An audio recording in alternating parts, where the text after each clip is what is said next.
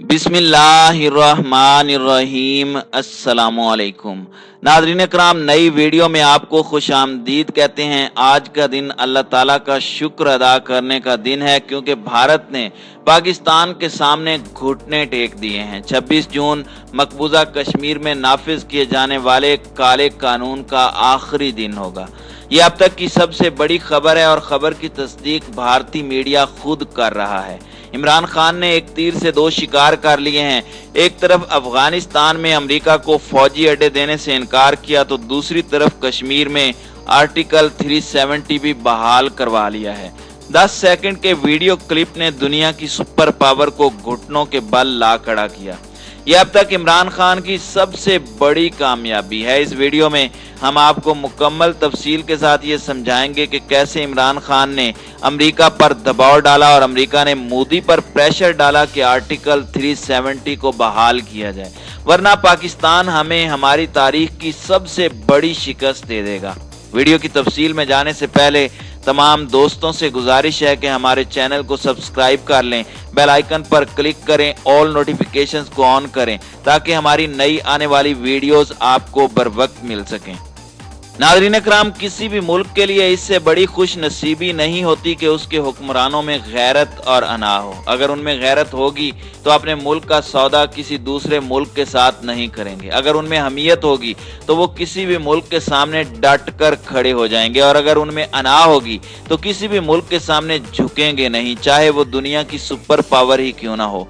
पाकिस्तान एक अरसे से ऐसे हुक्मरानों के लिए तरसता रहा, लेकिन अब पाकिस्तान को इमरान खान की शक्ल में एक ऐसा हुक्मरान मिल गया है जो कि सही मानों में पाकिस्तानी अवाम की तर्जुमानी करता है, जिसका ओढ़ना बिछौना पाकिस्तान है, जिसने पाकिस्तान को दोनों हाथों से लूटने की बजाय पाकिस्तान को कुछ देने का फैसला किया, और आज नतायज आपके सामने हैं।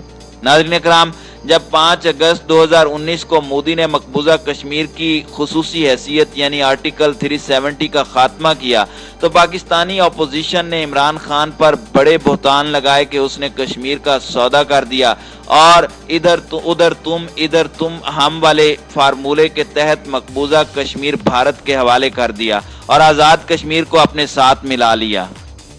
अपोजिशन ने सिर्फ इमरान खान पर कीचड़ उछालने की गर्ज से पाकिस्तान का मुकदमा दुनिया में कमजोर किया, लेकिन शेर दिल इमरान खान कश्मीर के महाज पर अकेला डटा रहा और पूरी दुनिया के सामने कश्मीर का मुकदमा लड़ा और एक ऐसे मौके का इंतजार करता रहा जिससे वो सारी बाजी पलट दे।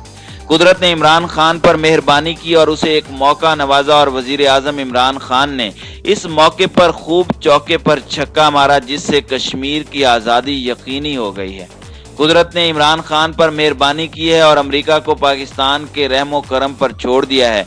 इमरान खान ने अमेरिका को ऐसा गर्दन से दबोचा है कि उसे भारत पर प्रेशर डालना पड़ा कि अब कश्मीर पाकिस्तान के हवाले कर दे।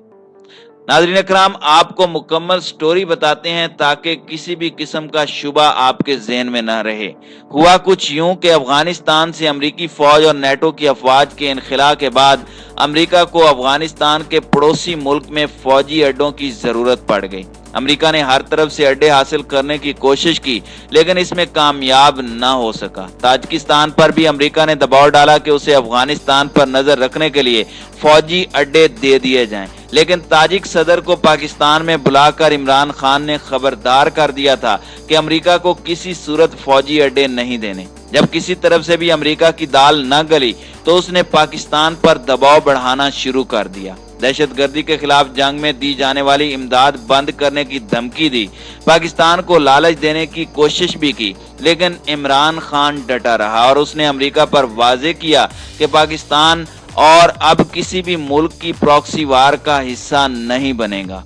नाज़रीन इकराम, कौमी असम्बली में शाह महमूद कुरैशी ने कहा था कि जब तक इमरान खान की हुकूमत है, कम अज कम तब तक अमेरिका पाकिस्तान की सरजमीन इस्तेमाल नहीं करेगा। और उसके बाद अमेरिकी सहाफ़ी को हाल ही में वजीर आजम इमरान खान ने इंटरव्यू दिया, जिसमें सहाफ़ी ने सवाल किया कि क्या पाकिस्तान को या CIA को फौजी अड्डे इस्तेमाल करने की इजाज़त देगा, जिस पर वजीर आजम इमरान खान ने कहा कि बिल्कुल नहीं। ये वीडियो क्लिप बड़ा वायरल हुआ है, आप भी मुलाहिजा कर सकते हैं। जब इमरान खान ने डट कर अमरीकी सहाफ़ी की बोलती बंद की और दो टोक अल्फाज में कहा कि पाकिस्तान किसी सूरत अमेरिका को अपनी सरजमीन इस्तेमाल करने की इजाजत नहीं देगा, तो इसके बाद जो बाइडन को मालूम हो गया कि अब पाकिस्तान ऐसे नहीं मानेगा। ये वो पाकिस्तान नहीं जिसे हम अमरीकी माजी में जब चाहते थे डू मोर का मुतालबा करते थे। अब अगर हमें पाकिस्तान से कुछ चाहिए तो बदले में पाकिस्तान को भी कुछ देना होगा।